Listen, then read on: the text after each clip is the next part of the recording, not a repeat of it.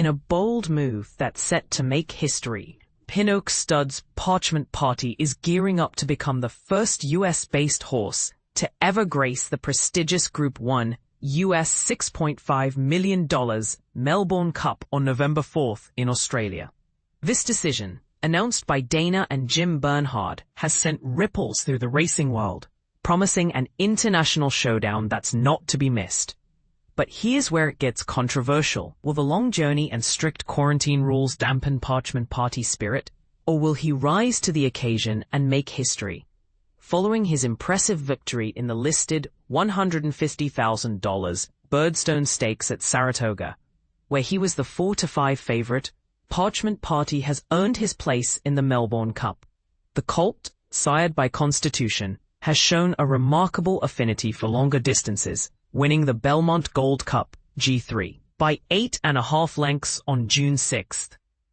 Despite his lack of success on turf in 2 previous attempts, both in Florida this winter, Parchment Party has thrived in his last 2 starts over added ground.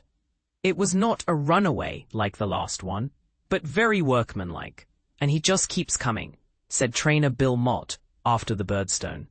I guess that's what you need for these long races, just one that is not stopping. The partnership between the New York Racing Association and the Victoria Racing Club has made the Belmont Gold Cup a win-and-you're-in qualifier for the Melbourne Cup, a race that truly stops a nation.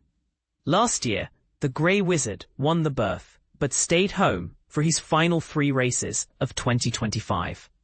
However, the Bernhard's decision to accept the Melbourne Cup invitation comes with a twist.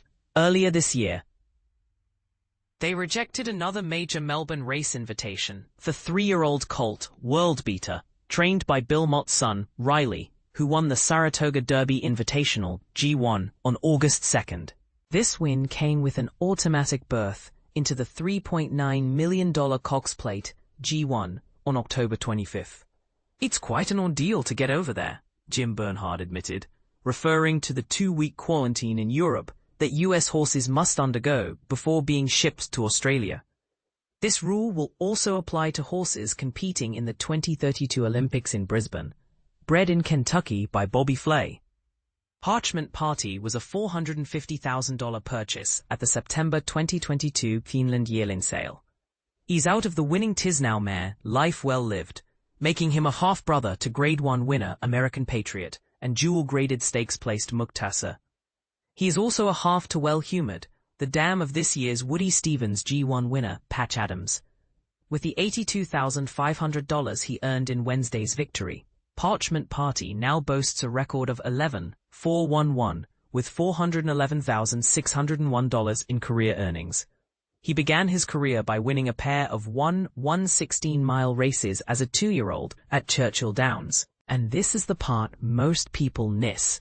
The journey to the Melbourne Cup is not just a test of Parchment Party's racing prowess, but also his resilience and adaptability. Will he be the horse to break the mold and make a name for US racing on the international stage?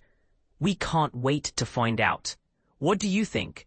Will Parchment Party's international adventure be a success, or is the Melbourne Cup too big a challenge?